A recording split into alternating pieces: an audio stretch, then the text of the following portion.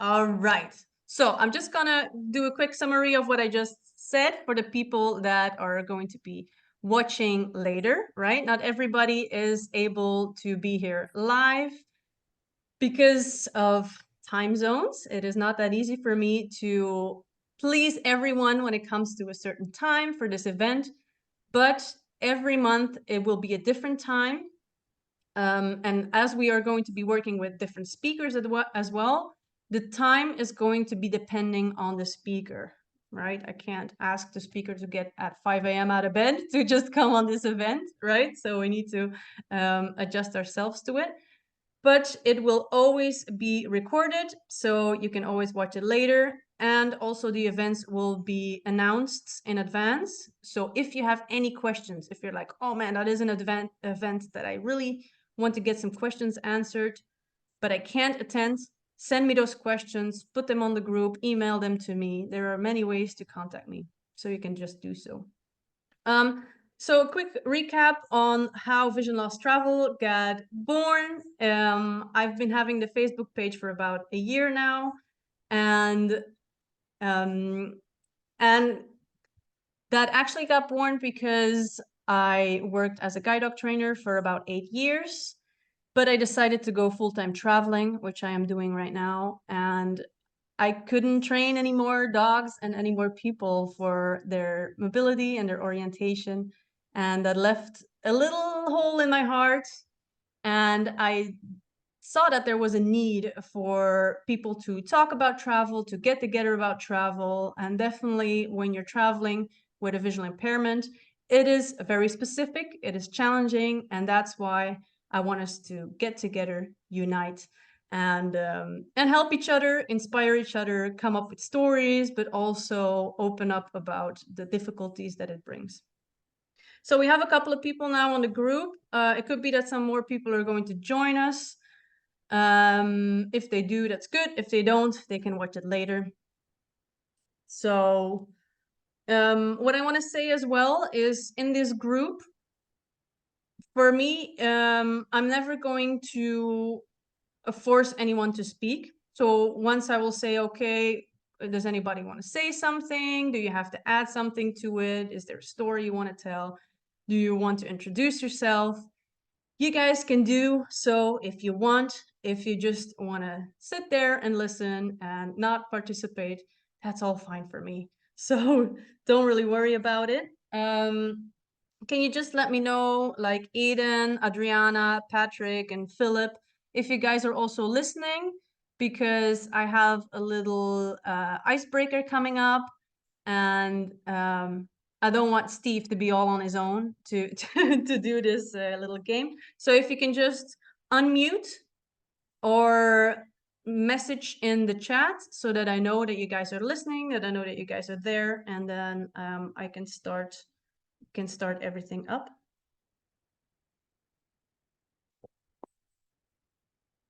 So yeah, we've got this little introduction about vision loss travel. Like I said, a year ago, I started it up. I didn't really know where it was gonna go, but I'm super happy to have, let's say, almost 500 members on it, and it's going really well.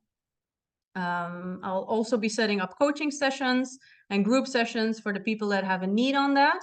But the Travel Tuesdays is now the big event, and it's going to be each month, every first Tuesday of the month, and there's going to be different subjects as we go on. So also, if you have a certain subject that you feel like I should touch, I should check out, find any speakers or any more information, just let me know. Like, I would love to know where you guys need help. So I don't know anybody else. If anybody is participating, can you just get back to me if you can figure that out? If you're there, if you're listening, if I can start up any games, because I've got a little, let me see, ask to unmute. We'll see if I can unmute you guys. I'll try to participate, Lindsay. Hey, how's it going with the kids? Nearly ready to go off to school, but I've got you here. All right, that's good. That's good. I love it. Because I have a little icebreaker, I want these events to really be a bit of a give and take, to have you guys hear your voice and talk to me as well. That's why we're doing it on Zoom and not on Facebook, where nobody can talk but me. And that is not the meaning of it all. So with vision loss travel, we have a couple of core values. I'm just going to talk about those while Patrick is getting his kids ready, so he doesn't have to worry about that. So for me and for vision loss travel, one of the core values that we have is curiosity. We all have curiosity, otherwise you guys would not be listening right now. Otherwise you would not be traveling. Curiosity is what drives us to get out there, to push ourselves out of the comfort zone, to be curious, to explore the world, but also it's important to be curious about yourself, to get to know yourself better on a deeper level. And I spoke about it before when it comes to traveling as well, is when you know yourself good, it's important to figure out why you want to travel. If you're saying like, okay, I'm going to Mexico next month, when I ask you why, can you answer it? Like, why do you want to go? Is it, I just want to be in Mexico, Lindsay, you know, I love tacos? Or what is the deeper meaning behind it, right? We go through all kinds of transitions in our life. Could be that you need a trip to enhance your self-esteem, or could be that you want to go on a trip to heal some wounds. So on a deeper level, be curious on why you want to travel. Be curious about yourself, be curious about the world. And another one is dedication. So dedication to do whatever it takes to live the life that you want. Life is a bit more challenging when you have a visual impairment, but it is this dedication that is going to bring you there. If you have certain dreams, if you want to go places, if you want to reach certain goals, dedication is what is going to bring you there. Really don't let anything stop you to live the life that you want. And then the last one is trust in yourself. So if you get into a certain situation that is more challenging, you know, your phone died and you're on a place and you don't really know where you are, it's very scary. But it's important to trust in yourself. Trust that you have the capability to take yourself out of the situation. It's also important to trust in your coach. If you have a life coach, if you have a travel coach, it's important to trust that person as well. And then as last, it's also important to trust the universe. Trust that the universe will take care of you when you need it. And I've had a situation like that before, where I got myself into a very tricky situation. Actually in Cuba on my very first solo trip. I brushed my teeth with the tap water, not really knowing any better. You don't want to do that in certain countries. And I got so sick at one point that I completely blacked out. That was the only time in my life I ever blacked out. And it was literally in the middle of nowhere, in the mountains, in Cuba. So a very scary situation. And people just took care of me and made sure I was fine and brought me teas and you know, because they went out in the jungle and like made tea from whatever trees were there to make me feel better and take care of me. And that event in my life made me realize that everything is going to be okay. There's people out there to help us, people that we've never met before, that don't know us. It's going to be okay. The universe will take care of us. So let's trust in that. All right, so whoever is there, we're gonna do a little quiz to break the ice before we can go over to other people that want to introduce themselves. They can do so. If you don't want to, that's fine as well. Just let me know who is ready for a little quiz. Don't worry, it's only 4 questions. It's very simple. There's no winner, there's no loser. It's just about having some fun and getting some extra travel knowledge. I don't know who is with me on this one. Steve is there. I don't know about anybody else. Okay. All Hi, right. Lindsay. Hey, Hey, Philip, how's it going? How you doing? I'm doing good. Sorry for that responding sooner. I was setting up and I wasn't sure whether I was muted or not, but I'm here. I'm ready to go. Ah, good, good. I'm happy to have you here. All right, we're gonna do a little quiz. What you can do is you can either just comment by voice, or if you know where the chat is, you can put it on the chat as well. But like I say, there's no winners or losers. There are certain things that I might not know. So we have 4 questions. Steve already had a little sneak peek because I was trying something. But the first question is about language. I'm going to play a language and I want you to guess which language it is. Don't worry, I will always give you 3 options, right? So there are always it's multiple choice, whatever. So the first question is, which language is this? Até a próxima! Você também pode se despedir dizendo bom dia, boa tarde, boa noite. Agora vamos falar sobre como se apresentar em português. Veja algumas opções. Oi, eu sou Virgínia. Meu nome é Virgínia. So she actually said it in the. There was a not prepared for clue, that. Lindsay. Hey, There was a clue. there was a clue. So is it 1 Spanish, 2 Portuguese, or 3 Dutch? Portuguese. Portuguese. Yeah, Steve, you think the same? Yes, I do, especially considering I saw the answer earlier. Actually, it said Brazilian. Brazilian, yeah. A- So they a speak form of Portuguese in Brazil, Portuguese. yeah. Does anybody know Spanish of you guys? A little. Yeah, I do. I'm bilingual. Good. Little Oh, bit. good. Oh, Aiden, you said something? Yeah, a little bit of Spanish, I know. Oh, good. Yeah. Enough to get understand. around in Southern California. Yeah.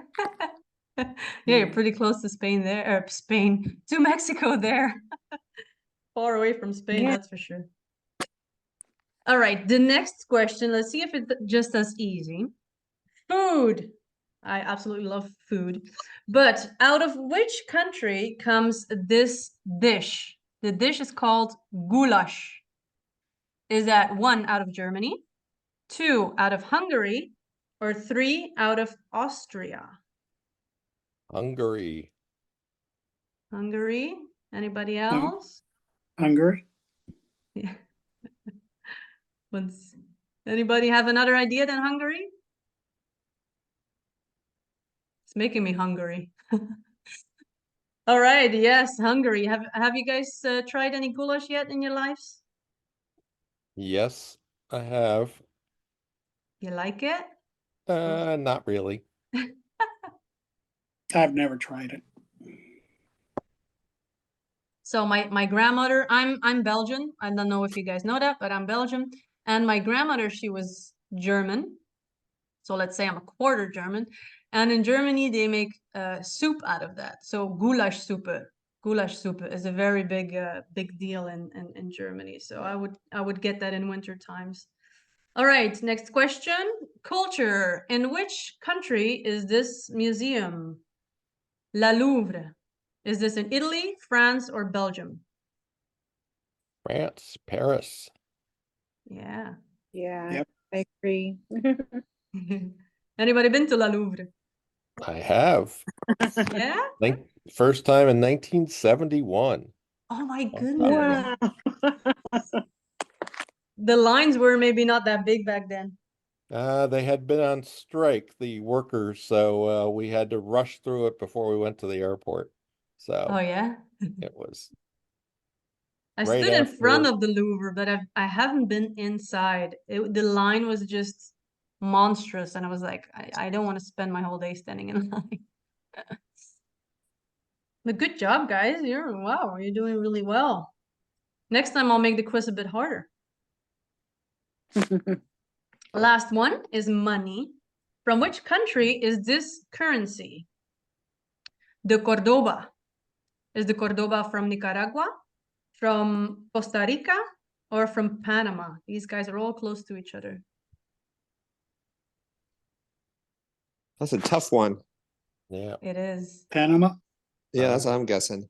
I'm going with Panama? Nicaragua because I've been to the other two, but I don't remember that currency. Yeah. I think doesn't maybe Panama uses the US dollar, no? I think I don't so. know. Yeah. Yeah. So I am in Panama currently. And I've been through all of these countries, working with different currencies, and every country has a different currency. But indeed, in Panama, we use the US dollars. And there's still some coins going around, which is called the Panamanian Balboa. But you would get it back as change or something. But the Cordoba is actually from Nicaragua, so good job, Steve. Thank you. And did. if I'm not mistaken, Costa Rica, it's the Colon. So very close to each other. And it makes it a bit difficult sometimes changing currency every time. So now in my wallet, I have like pesos and quetzal from Guatemala and Colón and Cordoba, and just oof. You need to get rid of your money before you leave the country for sure. Okay. All right, so I don't know if there is anybody of you guys that want to introduce yourselves, want to say something about yourself or about your travels. Now is a good time. Well, if no one else will Okay. start. So Oh. I'm 68 years old. I've got retinal pigmentosa, and so I have no peripheral vision. But I wasn't diagnosed till I was age 53, and I had traveled extensively for business and pleasure through my whole life up to 53. But in the last 15 years, have traveled actually to all 7 continents and all the oceans, but I only do it like once a year, so it's not. And I mostly do cruising, but I've also done land travel, and some of that's solo travel. Even though I'm married, my wife after COVID doesn't really want to travel much, but I still do, and so I do that. That's great that you still do your travels, even though your wife is not really up for it Yeah. anymore. And also, we'll be talking to Steve in August about cruises, because he's the expert of the group when it comes to Well, cruises. well, we'll see. There may be others. There are Oh lots of yeah, people who yeah. cruise a lot, way more than I do. And I Yeah. will tell you that there is a blind cruise coming up next September 2025. Not blind, but people visually impaired to go on a Royal Caribbean cruise to Alaska from Seattle, Washington, Seattle to Alaska, then back again for 1 week. And it's done through a Facebook group called RP Truths, TRUTHS, if anyone wants to explore it and join us. That's good. I'll make sure that the link will be posted under the video, Yep. so that people can find that easily. Yep, Thanks for good. sharing that.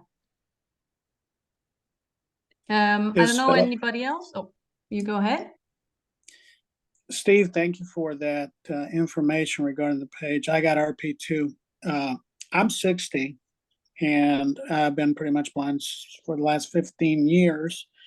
My wife, Mary, is also blind. Hers was due to an allergic reaction to some medication. I'm going to do a shameless plug here. We do run a live stream on Facebook called The Two Blind Mice Show.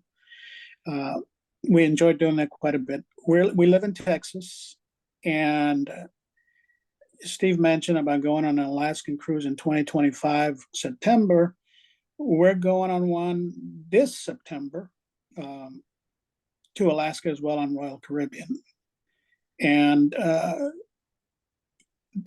we just recently returned from Vegas about a month ago. We spent there a week. I took Mary for her birthday trip. Actually, I guess it's ours because her birthday's on February the 6th, or I'm sorry, February the 7th, mine is February the 6th. So it was a combined trip. And I had been to Vegas before, but I was sighted.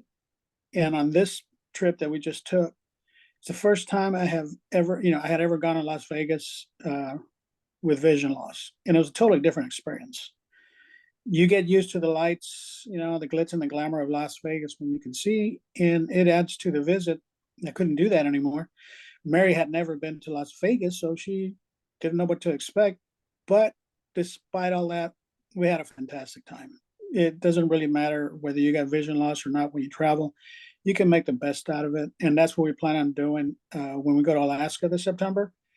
I've been to Alaska, and while I was sighted, and it's a beautiful area. This is going to be my first experience not being able to see what it's like. So I'm actually curious. We are going with a group of 50 other blind people that are going to be part of it. So that's another experience that I'm looking forward to participating in. And if anything, I'll probably be able to do a live stream from the ship. And if not, I'll do one as soon as we get back into the States. Super interesting. I'm very curious about that. So definitely share this on the group as well. Yeah, I love that. Love that. Oh man, yeah. There's some perks. I don't know if Steve was aware of that, but because we have our travel agent is the one that's organizing the whole group thing. And one of the great things about her doing what she's doing is, again, I don't know if Steve, you were aware of this, but being visually impaired and we use different apps to get us around, we get free Wi-Fi on Royal Okay. Caribbean because of that. Okay. And I thought that was the neatest thing because Yeah. we definitely need it. Very But I good. just wanted to share that with you guys. Yeah, I didn't know that. Yeah, I Great. think I don't know if you set your cruises up with a travel agent or not. But if you do, you might want to ask them to look into it. If not, you might want to look into it and see if you can, because like I said, we use a lot of the apps on our devices to help us get around the ship. Right. Yeah. And Yeah. they recognize that. They're actually, according to our travel agent, Royal Caribbean has been very good about making it accessible to us. Good. Yeah, I've heard good I've never things. been on Royal Caribbean, so that's good to know. And I'll make sure that the organizer of this knows that. Yeah, if you want any additional information, we can get together later at the next meeting. I can pass you on some information as to who to get a hold of, and maybe they can provide more information for it. Sounds good. Thank you. Awesome. Anybody else that wants to introduce themselves?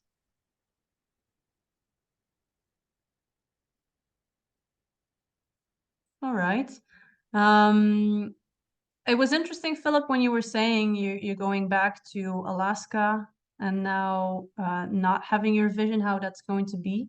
And that is a question that I get very often, is definitely for people that lose their vision later in life, is the question about how can I enjoy my trip when I can't see it anymore, when I can't see the sights anymore, I can't see the beauty of the world anymore. How am I able to enjoy it?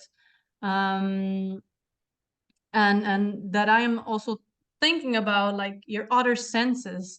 Like what I also love is when you're on a market, and definitely these markets abroad, the scents that come from it, from the herbs and everything that is going on, the hustle and the bustle. But also like currently I'm in the jungle. As you're walking through the jungle, the plants have so much scent, so they really give like these extensive scents around you.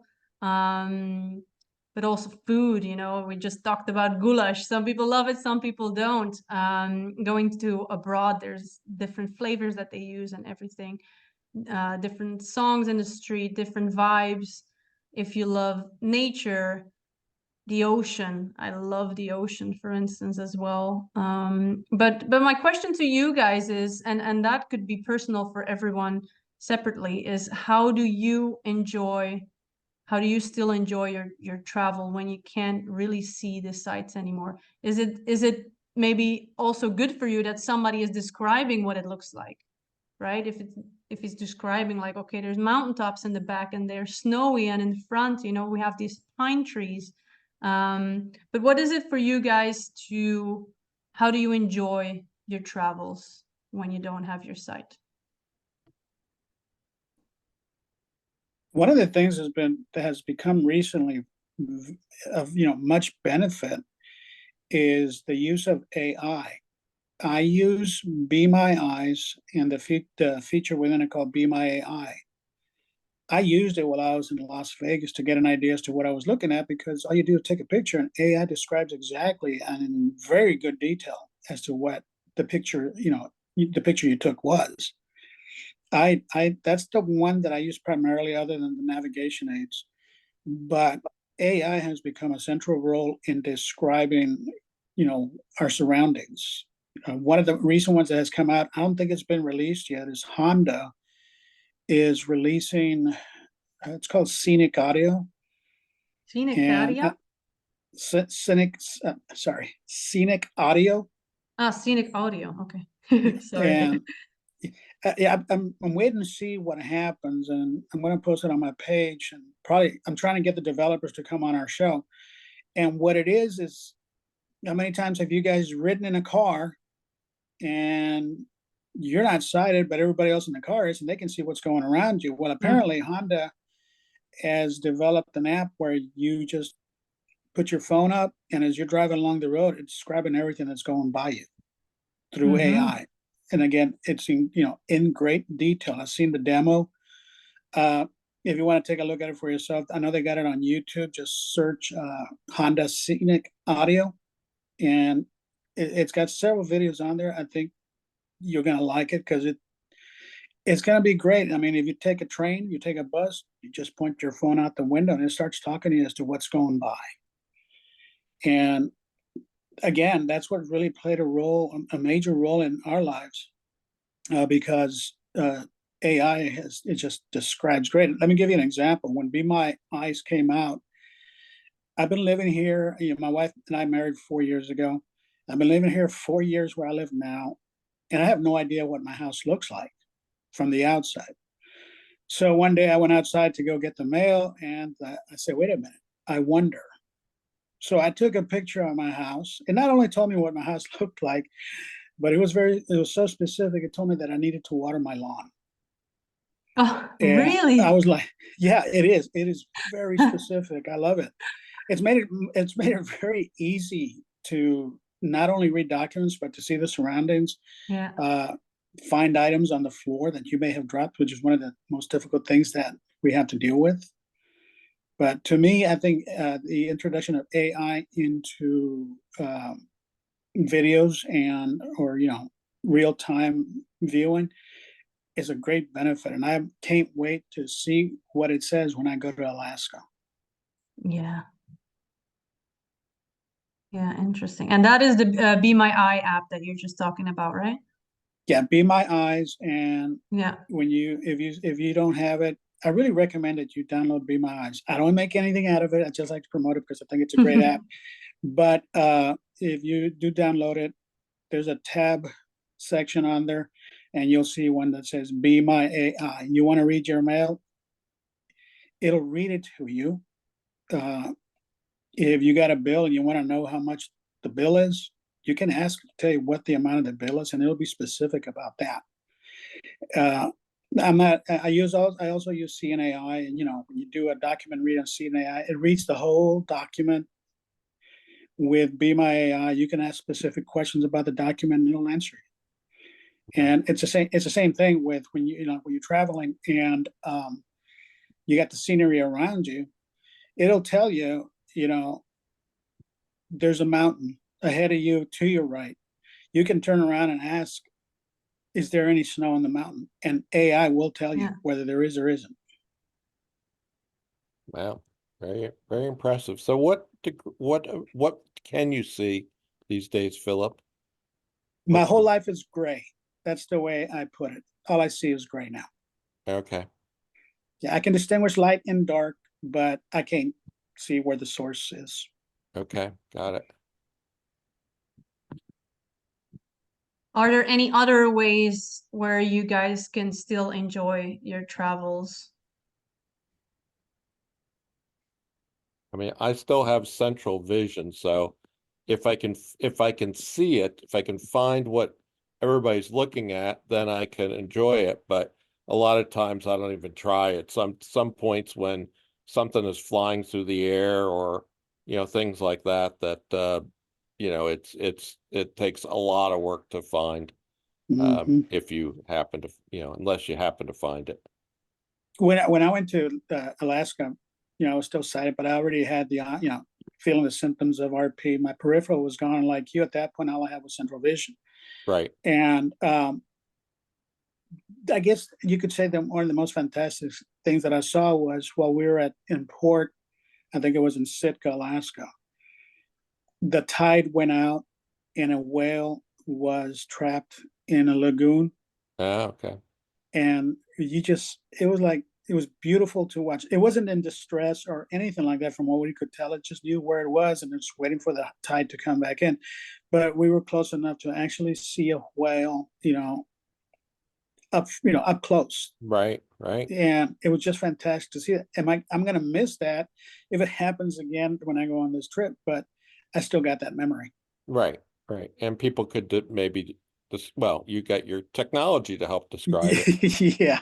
to you as well as people. I did Yeah. travel. We had a group called the RP Social, and I was the leader of several RP socials where people from all around the country and to some degree the world get together in one location and mostly to have fun. It wasn't really educational, it was more having fun. But one day I was asked to lead the group in New York City, and we had a paid guide, but he didn't know how to lead blind people. So I led a group from Times Square all through Manhattan, down subways, St. Patrick's Cathedral, up to Grand Central. And I'm there with my cane leading the group. And there were two people who were completely blind. One had his hand on my shoulder, and his girlfriend had her hand on his shoulder. And we walked through New York City like a train, along with a bunch of other people. And I described what we were seeing, what was going by, because we were all through busy Manhattan. And at one point, the Empire State Building was there, so I took their hands and pointed to the base of it and then to the top of it and described it, and they're having the best time ever. And it was like, so it was very rewarding. But mentioning the Alaska trip that we're getting ready to go to, we had the travel agent on our show last night, and one of the things she mentioned is one of the first activities that we're going to do as a blind group is have a scavenger hunt. Okay. Okay, so I think you can understand the obvious concern there is how in the world is a blind person going to do a scavenger hunt? Well, she did explain it and it made sense. Okay. So, yeah. The great thing about, the travel agent that we're talking to is she is from a visually impaired family. Her parents are blind. Her husband is blind. And I think her sister is also partially blind. So she has a pretty good understanding of what it's like to travel as a visually impaired person. She is sighted, so we get an advantage on that. But again, I'm curious, how in the world are we going to do a scavenger hunt on a cruise ship?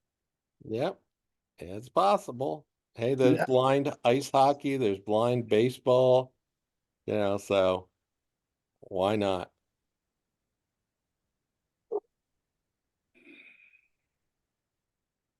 Awesome. Thank you for sharing that, guys.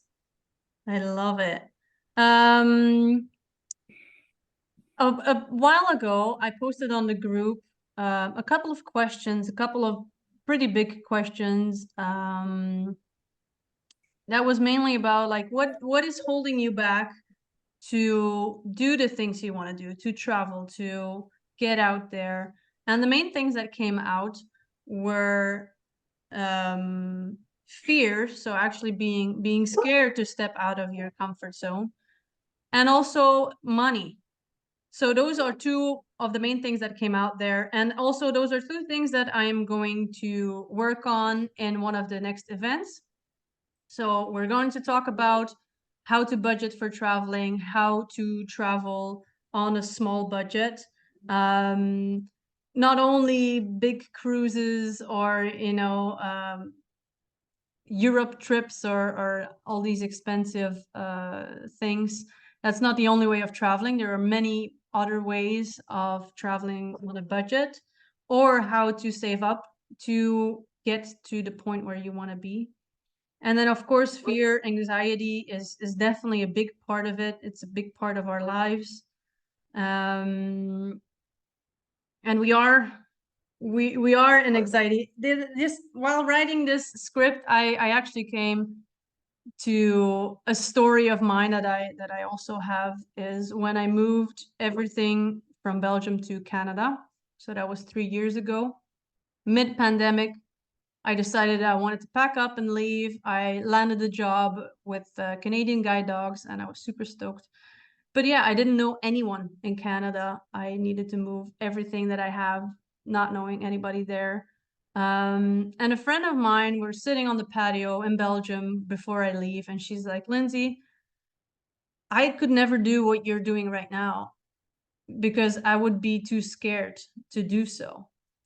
And there it kind of clicked for me. I was like, but you'd think I'm not scared, right? I'm terrified. I'm telling her I'm terrified. Like, this is such a big event in my life. I'm giving up everything I have to start over new in a country that I don't know. Thankfully, I speak the language, but other than that, I don't know anything. So the main thing when it comes about anxiety and fear, it is there. And it's there in everyone, sighted or people with a visual impairment, but it is mainly about how can we deal with it, how can we push through it, how can we make this a part of our lives, but not let it define the choices that we make. And the main thing there is our goal, what we have in mind, could be way out there, right? Let's say, for instance, let me think of something, a trip to Japan. Like, oh man, I've always dreamed about going to Japan, but it's terrifying. Like, I don't know the language, I don't know the culture, right? I don't know anything there. There are so many things right now that you can do, like what Philip said. There are apps, there are cruises, there are group travels, there are retreats where you're also well taken care of. And then there's also yourself. Remember, trust in yourself and the dedication is going to bring you where you want. Maybe you need to pick up some more mobility classes. Maybe you need to prepare yourself. You need to get some more self-esteem and just start with close by trips, right? If you never traveled or you haven't traveled much, or you lost your vision and you don't know in this new world how to travel, start small. Start by just going away for the weekend, maybe in the next state, right? Or close to home. Maybe there's a new museum that you haven't been to, and you know, and like this, trying to just calmly build it up, because that big step that you're dreaming of, that big dream, it looks very, very daunting if you look at it from the bottom. But if you're taking those little steps up and up and up and up, you're gonna notice that your comfort zone is expanding slowly. And but we're definitely going to be talking about that in detail, as well as the budgeting and the money, because life, definitely when it comes to money, it's getting more expensive.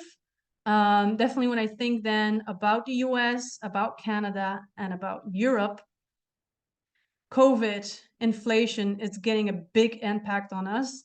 Life is getting really expensive, going to the grocery store and all those things. But when I look at flights, the flights that I do, I don't know about in the US, like in-state flights and all that stuff. I don't really know the prices about that. But like the international flights, if you know how to look for them, they are really getting affordable. Like, I remember when I was traveling between Canada and Belgium a couple of years ago, it was actually more expensive than it is now. So, but I'll also be talking about that in another event, how you can look for flights, get the cheapest ones, when to look for them, how to look for them. So yeah, keep an eye out for these deals, and you know, if you set a goal, you can reach it. You just have to really believe in yourself and take those little steps towards where you want to go. So yeah, when we talk about what's holding you back, what's difficult, we have fear, we have money. Are there any other factors that you feel for you personally, that you feel it's holding you back to get out there and travel?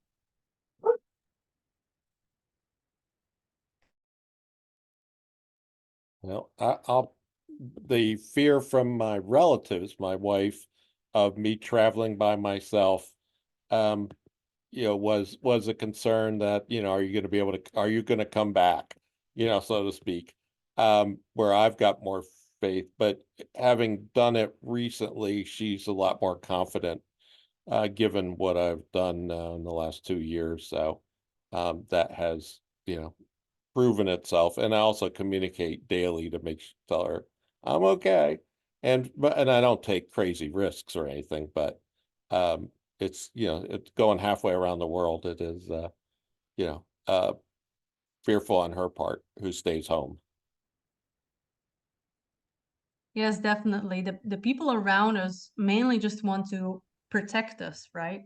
It's not necessarily what is best for us, you know, because you taking that trip is actually what is best for you.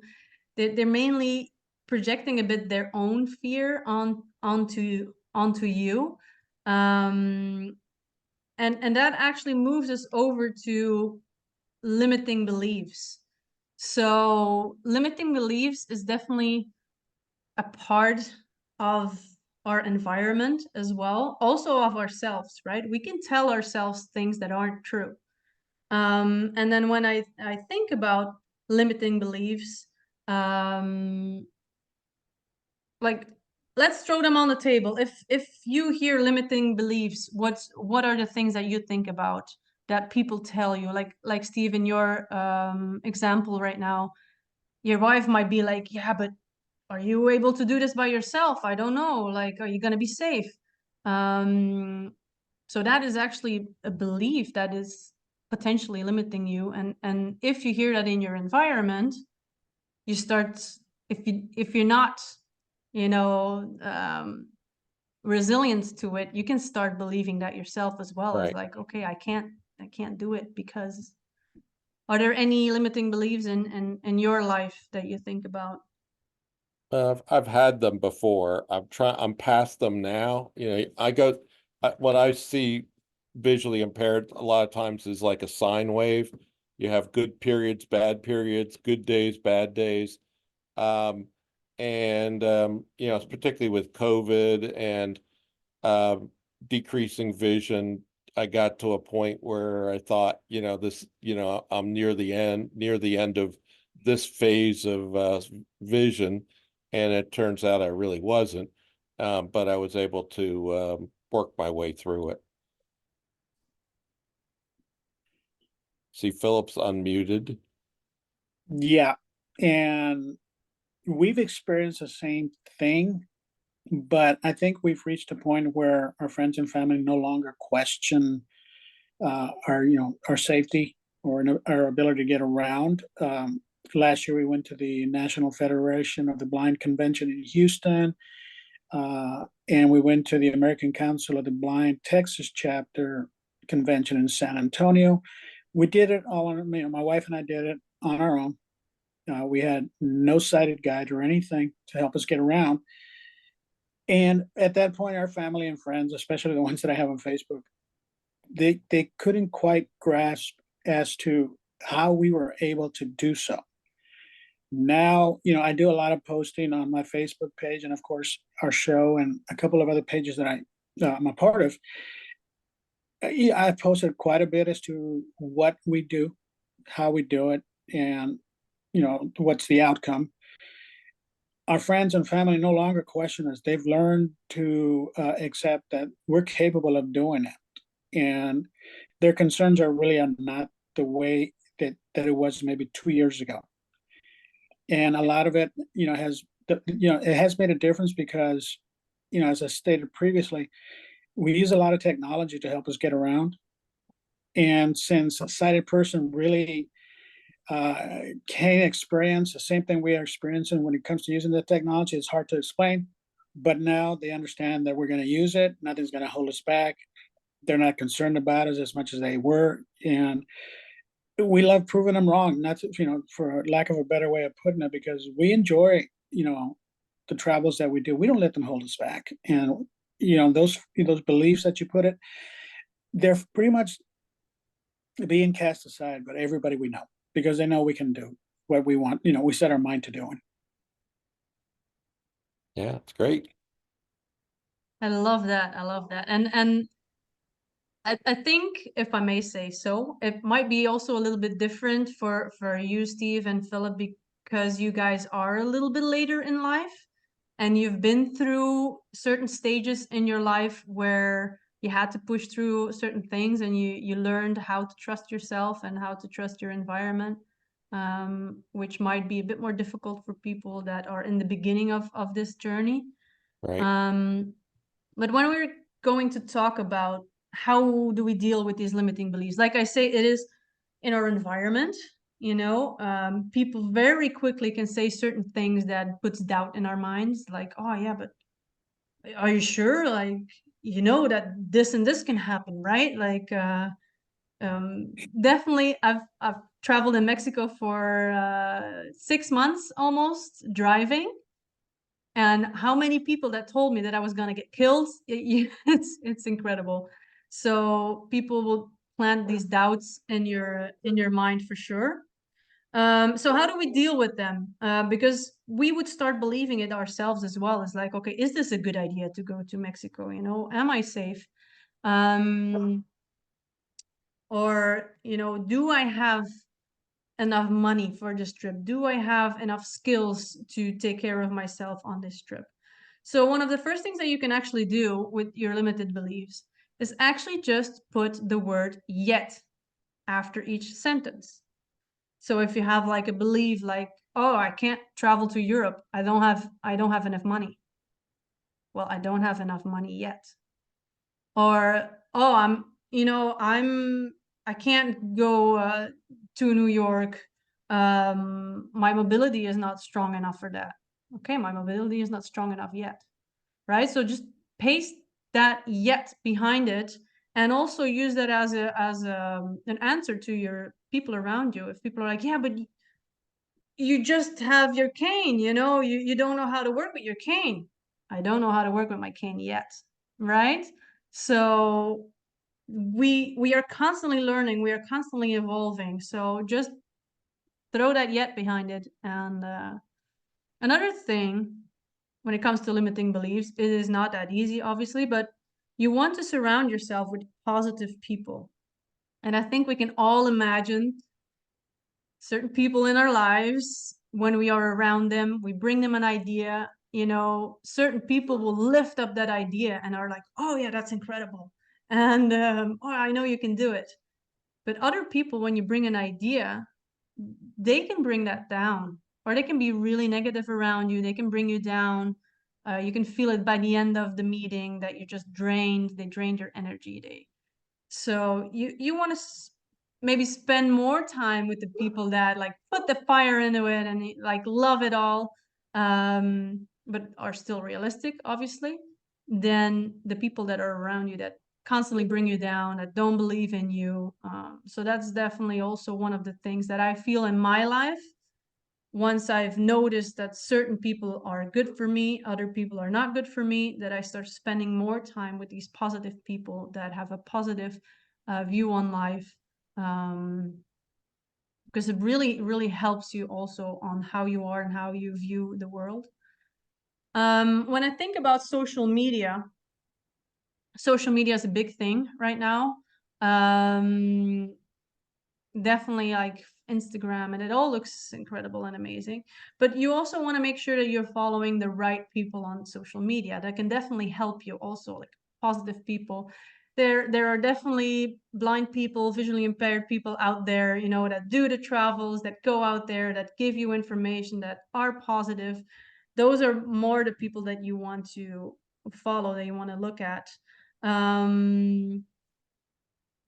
And then let me see what I have here too. Yeah, and then like exactly what Philip said is like use that as your fuel. Like I'm gonna prove them wrong, right? Like Philip said, he's like, okay, we're proving everybody wrong that we can do it. We do not need a sighted guide. And you know, if you do need a sighted guide, that's fine, right? Like whatever you need for you to reach your goals is fine. It's not because, oh, this person travels around the world by himself, I need to do that. Nobody says you need to do that. Everybody travels in their own way, what is possible for you. You need to get to know yourself, know what your limitations are, know where you need to work on certain skills or on certain things for you to reach your goals. So it's important to stop looking at too much what other people are doing. You do not have to be another person. You are your own person. If you enjoy just doing cruises, well, that is perfect for you. It doesn't matter that somebody else is then solo backpacking God knows where, right? So it's important that you define what is travel for you. What is it that you need? Why do you want to go to certain places? What skills do you need to learn? Or, you know, what people do you need to get to know to be able to reach your goals? That is what's important.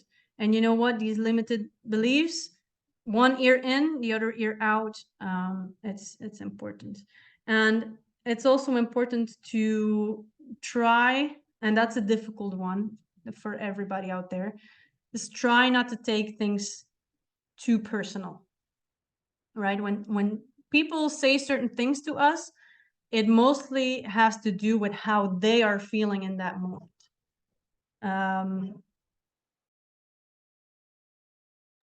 Just a moment here with the dogs.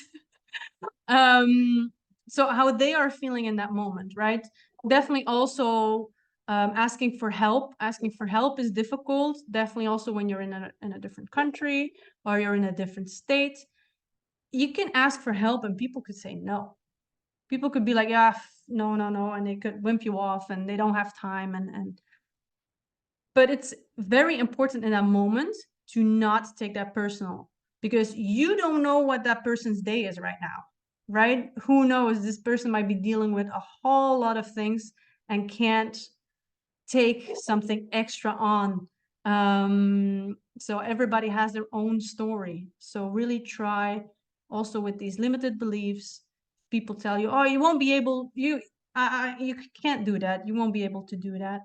That is because they don't believe in themselves, right? So everything that people project onto you has to do with themselves and don't have anything to do with you. And that goes for asking help as well. And I know it can be very tiring if you constantly need to ask for help and you're not receiving the help that you want.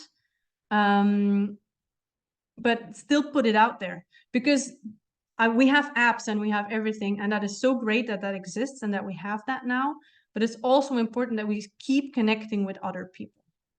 And I've said it before in other talks as well, is by asking for help, you're actually also helping that person if they want to receive it, right? Let's say somebody is not feeling great about themselves that day, and you are there and you're like, hey, could you help me? Like, I need to find this bus number. And they're like, oh yeah, it's over there. You know how that goes. It's over there. And you're like, oh, could you maybe bring me there? Right? I can't see it. Could you bring me there? And they do that. It could make their day so much better as well. They could be like, oh, you know, I'm having this shitty day, but I just helped someone. This person is going to get on the right bus. I did a little talk with them, you know, like, and it makes helping other people makes you feel better about yourself. So also give people that opportunity. And there's always going to be a couple of people that make you feel bad, where you're like, oh, they didn't want to help, or they were rude to me. But try and bring that understanding. You actually don't know what they are going through right now. This person might have a really rough day, a rough week, a rough year. So try and be understanding, and let's bring the positivity in the world, and just work with that as well. And that's also what happens when you get a couple of no's, right? I'm thinking about volunteer work, for instance. Definitely when you have like a visual impairment, to get into like volunteering, house sitting, those things that actually make your trips a lot cheaper and a lot more adventurous. It is not that easy, and that is just the reality of it. It is not that easy for you to land a volunteer job as it is for a sighted person. But it is important, first of all, to keep putting yourself out there, because you can ask 10 people, they can all say no, but the 11th could say yes. But if you stop at 10, you never reach that 11th person that said yes and can give you this awesome opportunity. And then another thing as well is you don't always, how should I put this? You don't always need to go accept that no right away. You can, for instance, be like, okay, you know what? Let's get on a video call and let's talk about it. Right? And on that video call, you can be like, okay, listen, like, I live on my own. I take care of myself. I have a job. Like, these are the qualities that I can bring. And this is what I need from you, right? Because there might be some adaptations. They might come and pick you up at the bus station, stuff like that.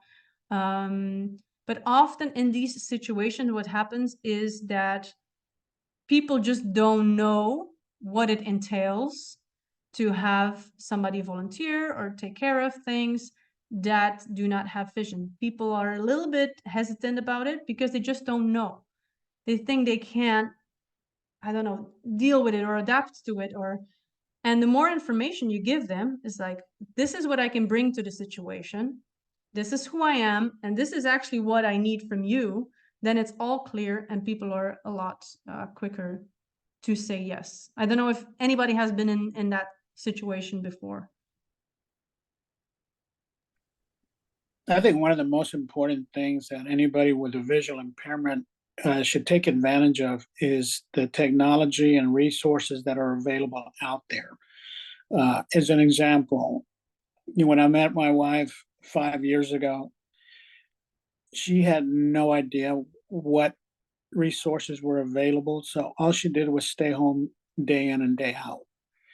At that point, I was just scratching the surface about what was available for us. And in the last 5 years, the technology and resources has just grown tremendously.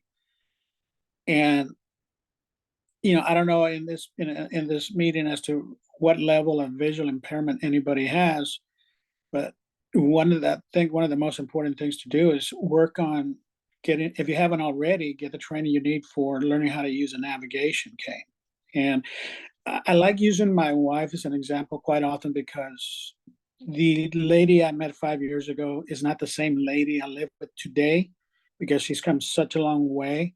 And as an example, in 2021, we went to go take an orientation mobility class up in Detroit, Michigan. And she was completely reliant on me to get around at the airport, in the plane, and so forth. The training was a week long, taught her how to use a navigation cane for the first time.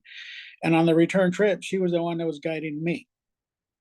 So taking advantage of what's available out there, I think is one of the most important things to do because it can be life-changing.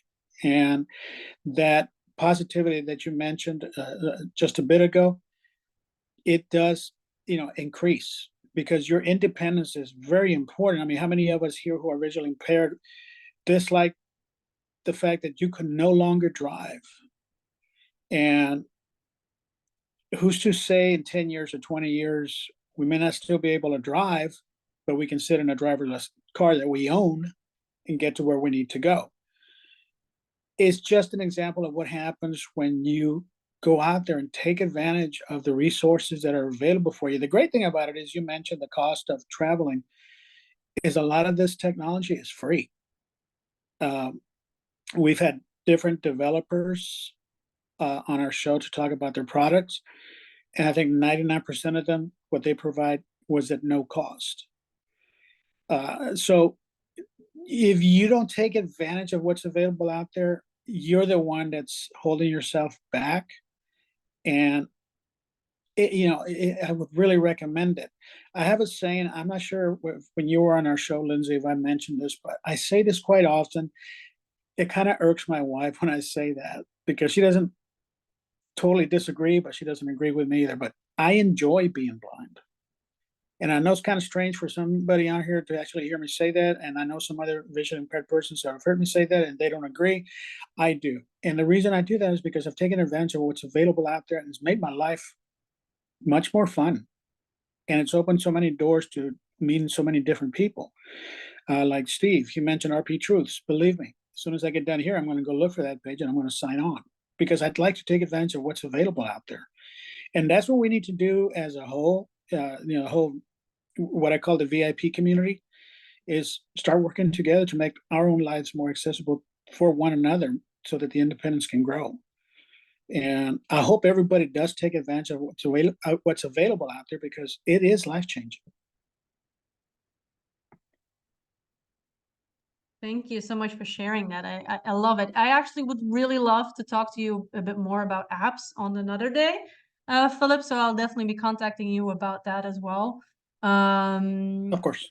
Because, and that's also why Vision Loss Travel is there, is because if you don't know that certain things exist, you can't take advantage of it, right? And that's why we come together and we talk about these things. To get the knowledge out there, like it is possible, right? There's like what you said about the car. I was just thinking about that yesterday, because I was thinking about putting yet behind everything, right? And I was just like contemplating about that a little bit. And then the main thing when I talk to people that lose their vision, it's the car. It's giving up your car because you're giving up a sense of freedom, right? You jump in your car and you drive there, right? And all of a sudden you need to plan your whole life on going to the grocery store with the bus or with Uber or whatever you use. But then with cars being self-drivable soon and like what you say, 10 years from now, 20, I don't think it's even gonna be 20 years. Cars are now parking themselves and driving themselves, right? So it is actually something in the present. So will there be any possibility for blind people, visually impaired people, to be sitting in a car that's driving themselves? I think that is actually very feasible in the near future. And if we're gonna look at travel 10 years from now, with the apps that we already have, it's just going to be incredible.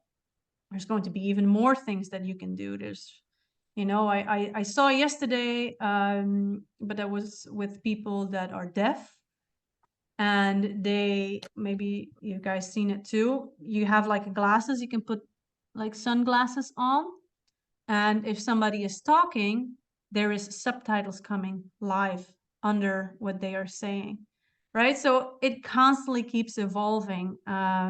I know there's canes now also telling you what's happening, but it's not perfected yet. But that will come. And it's what you say. And I would love to do a segment about apps.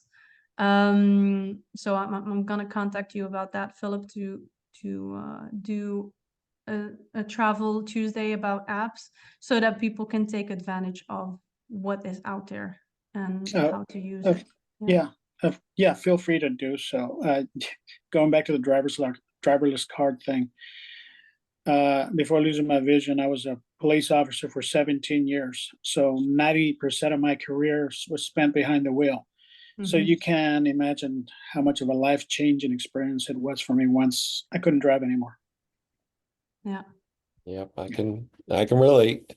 It is the biggest thing that changes our lives dramatically. Yeah, it does. Yeah. It's always giving up a little bit more each time, right? Definitely when you have RP, your vision declines over an amount of years, and it starts with you can't drive anymore, and then yeah, you maybe can't do your job anymore, and it's always giving up something down the line. But I love how you can put positivity in it as well. And I know it's not always rainbows and roses for sure. it is complicated and it is difficult to overcome, and you're gonna have good days and you're gonna have bad days. But what I mean is, if you surround yourself with positive people, like we have here, Steve and Philip, that are like, hey, you know what? We can do this, and I've figured out how to do that. To learn from you guys and how to do things and still enjoy it, and still enjoy traveling, obviously. So we're heading towards the end. I don't know if there's anything anybody wants to share with the community at this point. No? So Right there, Eden oh, here. hi. Yes. Yeah. So, by the way, I want to introduce myself, and I live in Calgary, Alberta. So, I would like to thank you all for having this program and the encouragement that I have gotten. The informations, they are so helpful. And I just completed my mobility training not long ago, and I'm hiding my RP, but I cannot hide anymore. And you know, the struggles every day that I'm facing. And I think this program is perfect enough to encourage me and move on. And I just want to thank you all. That's all. Yeah. Awesome. Thank you so much for sharing that with us. And you know, it's also okay to have off days, right? It is unrealistic to be positive every day. It's just unrealistic. So there's gonna be days where, you know, life is shit, to say it in the worst way. But it's important to keep going, to keep learning. And I love that you're doing mobility classes. That is going to help you so much. And you're going to notice, once you embrace working with your cane and you see what value it can bring in your life, from there on, you're going to really notice how much your life will improve. Yeah, thank you.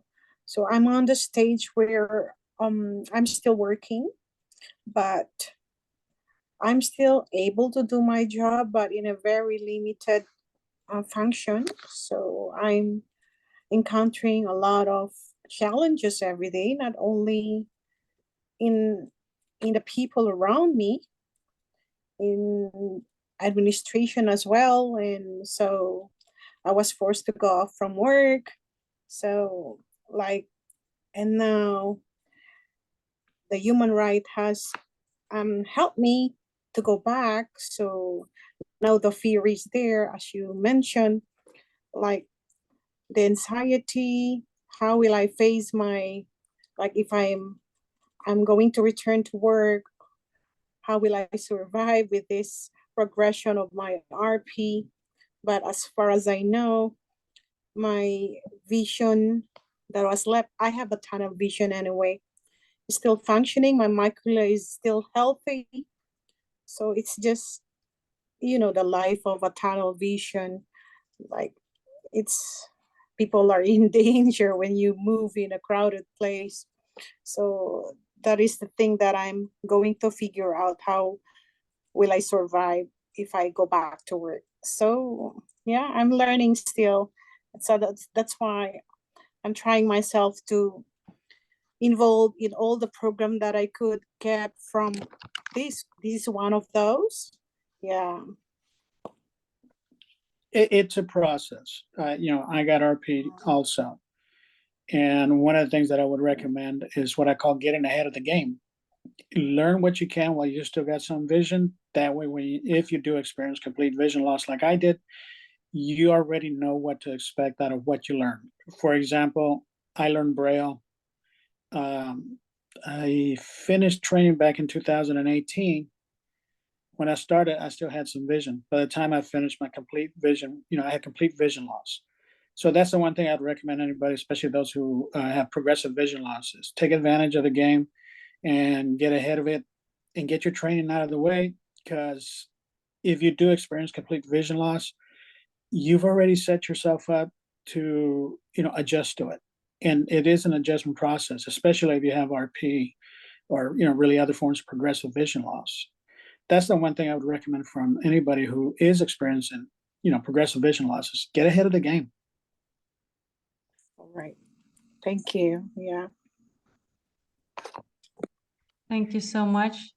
Thank you so much, everyone, for being here and listening and commenting. I think this very first event was a nice success, and this will also be posted on our YouTube and our Facebook. I'm always open to any kind of feedback. So if you feel like, Lindsay, I like this, I didn't like that, I think it could use this. I'm always open to feedback. I do with it what I want anyway eventually, but I love to hear from you guys. This event is here to help you out, bring us together, enjoy travel. I'll give you some feedback right now. Yeah. I enjoyed this more than I thought I was. Oh, I really? think it was, yeah, it was. It was great conversation, and I really had a fun time. Oh, thank you so much. Thank you. All right, well then I will end this event. Hopefully see you guys again next month. I will be posting as well what subject we're gonna touch on which month. I know August is going to be about cruises, and then June and July are not confirmed yet. So the moment I have those, I will be posting those, and then you guys can put it in your agenda and come and join me again each month.